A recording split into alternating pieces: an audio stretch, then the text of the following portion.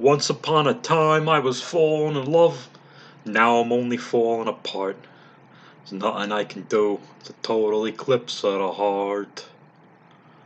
Once upon a time there was light in my life. Now there's only love after dark. Nothing I can say. It's a total eclipse of the heart. And I need you now tonight. And I need you more than ever. And if you only hold me tight, we'll be holding on.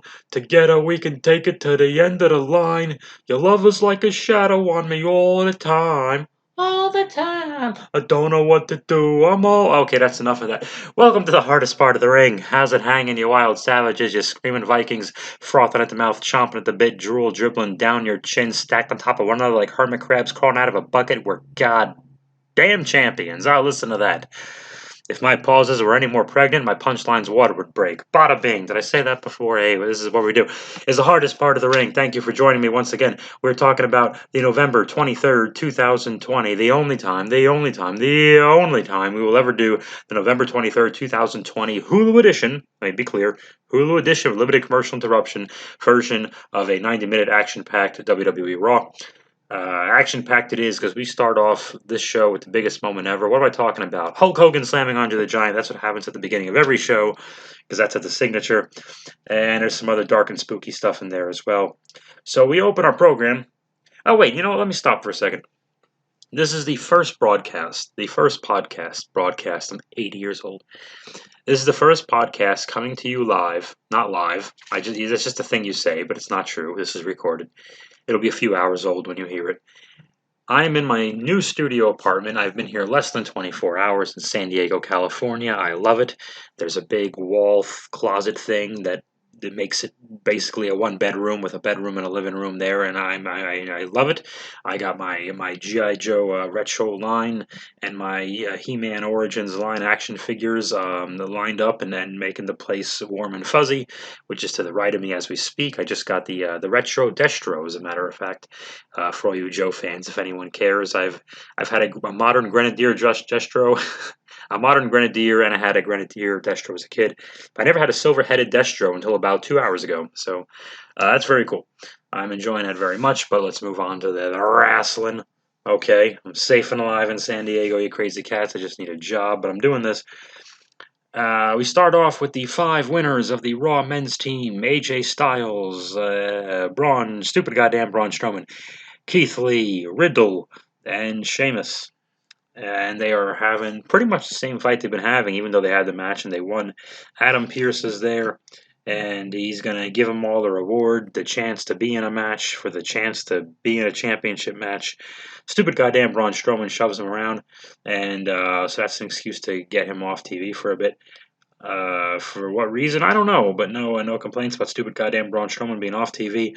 Riddle, it's so hard to not say Matt Riddle. Wow, they've got him like the classic idiot, like the 90s stoner. You know what I mean? Like he's got to overdo the voice and the dude. Yeah, I mean he does it well. He's believable. But tell me again about that drug testing policy you're always bragging about, and then you have this character. They're still doing a stupid fire face, and then they do fire crotch, which implies that his pubic hairs are red because the rest of his hair is red, which is likely the case. But also WWE, that's body shaming, just so you know. Stupid goddamn Braun Strowman shoves Adam Pearce around, and Pearce has this moment that went viral on the internet of accidentally calling McIntyre Mackinfart, which is odd. But Lashley catches wind of this. Fucking jokes. And he said something, he wants a match too, because he won his championship match against Sami Zayn the previous night at WWE Survivor Series, available on a network for $9.99 a month with no commitment. Riddle wrestles Sheamus. I thought I was going to hate this match. And I like both guys. I thought I was going to hate this match because I've seen it both. We've seen them like 50 times. But this was my favorite Riddle Sheamus match. It was hard hitting. It was loud. It was believable. I liked everything they did. And Riddle wins the thing with a roll-up, which is fine. 14 stars. Looked like Riddle had some bruised ribs on his left side or something going on. He had some bruising, which is Not good for him, but good for the match. It just adds, some kind of battle damage, maybe from the night before or whatever the case may be. But the audio of them smacking each other, and Sheamus is a guy. I have no idea if Sheamus has any MMA background. I don't think so, but he's a guy who can hit hard and get hit heavily as well. So perfect opponent for Riddle. Um, Lana is in the back, and she's very happy she won the thing last night. And then Asuka shows up, and there's kind of a language barrier joke, so Asuka assumes Lana wants a challenge, even though Lana tells the champion who's offering her a title match, "No, I don't want one." Which really, that's good. Put more. That's gonna make me put all the confidence in the world in Lana. I don't like this story. We have a Firefly Funhouse, and there's a frog called the Friendship Frog, and Alexa kills him, and Bray Wyatt makes the joke that it's too bad he croaked because he's a frog. LOL, judges waka waka, laughing my ass off. OMG, tip the veal. Try the waitress, airline food sucks, where's the beef? OJ stab people. Asuka and Lana wrestle. Hey, Lana does that annoying, not annoying, it's not that bad. That out of a hip toss forward pinfall roll thing that all the NXT women were doing at the same time. I really hate that move, only because it's overdone. But at least she's not doing the Scooby Doo kick out. There's a DQ when Asuka poured water on Nia Jax and Shayna Baszler. Okay. And they did this with Asuka's match with, I think, Sasha over the summer. Bailey, Asuka hit whoever wasn't wrestling, and somehow the match was thrown out. I don't know why does Asuka have wacky rules where no matter what she does, she gets DQ'd. The match predictably becomes a tag team match.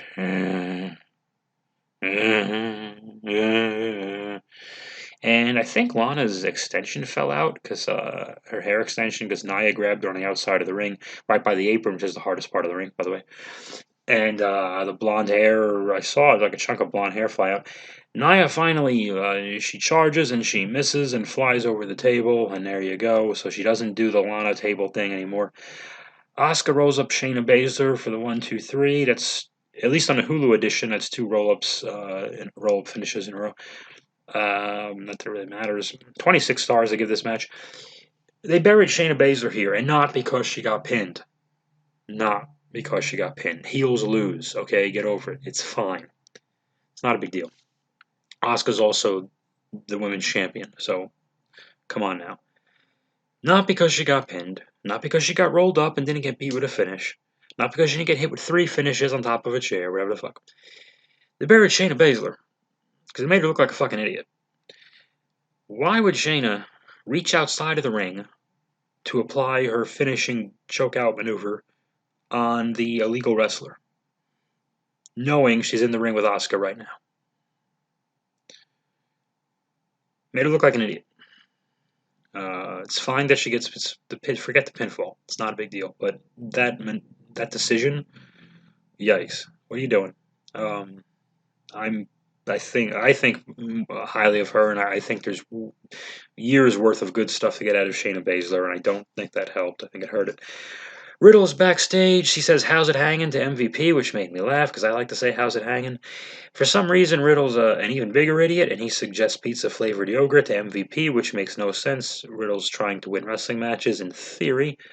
There's a video package about Drew McIntyre and the tribal chief, head of the table, big dog Roman Reigns, and last night, and how there was a low blow and a screwy finish there. And then Keith Lee and Bobby Lashley have their match. Lashley's bleeding on the side of the face and a cheek.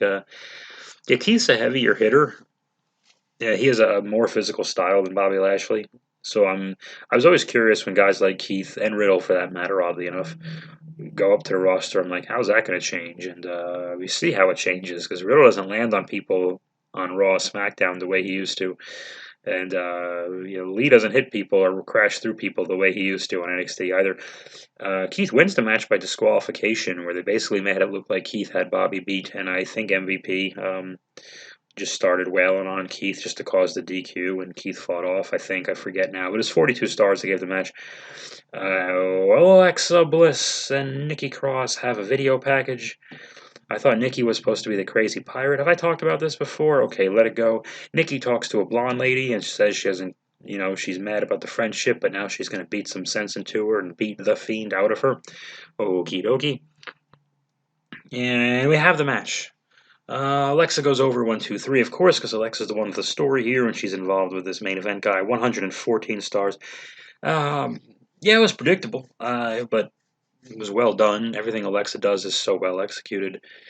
I think she overdid the hand chin gesture thing. She might have just been, well, I don't know. Somebody told her to do it all the time. Some idiot probably, but she does everything so well. And I think that was supposed to be a Sister Abigail. It just kind of didn't. Whatever. I'm not going to criticize that. Shit happens, and you know, shit's harder than it looks, folks. So whatever. But I think we get the announcers kind of covered, and there you go.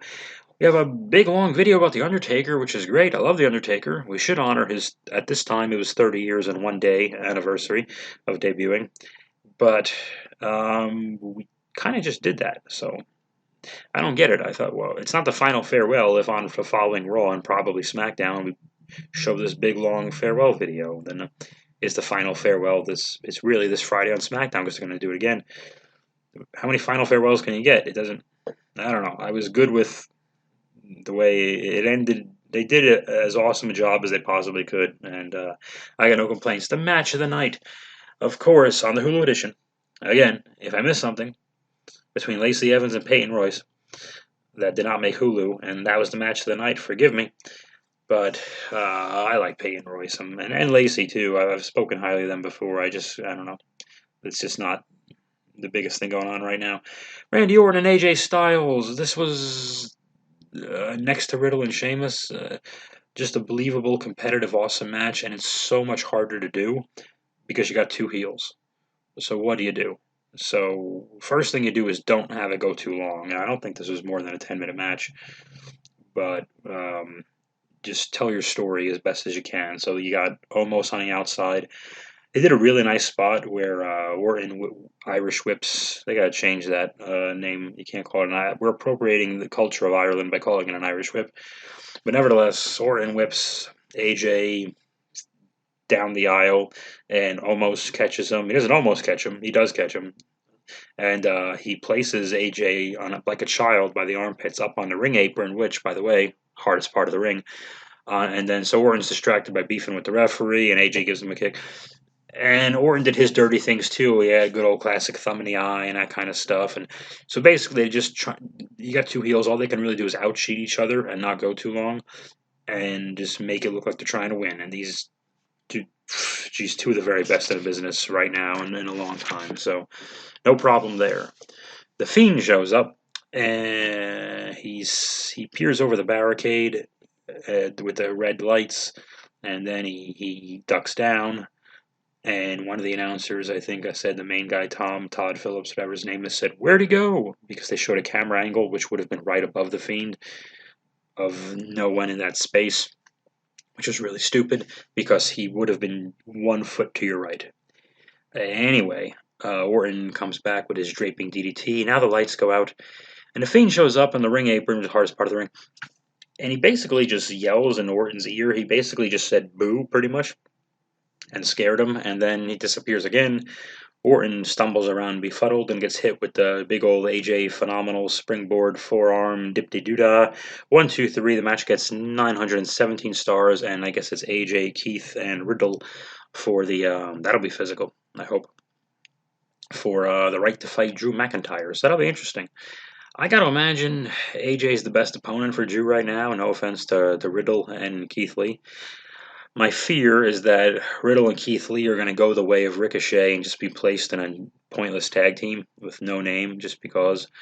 You knew Keith Lee was winning because it's only day 2 of his new music, so you got to get the mileage out of the new music. Well, this is a quick one, but I hope it was a good one because I felt good about this one. I'm in my new apartment. I'm going to take my G.I. Joe Retro Awe Striker with crankcase out of the box and assemble that, and we'll have a good time. So I'm in my new apartment. I'm going to shower up and wash the dirt and oils from my body so I can be clean and comfortable. And that's all I'm going to do. And I'm not going to do it anywhere near the apron. Why? That's the hardest part of the ring. Okay. Bye-bye, everybody.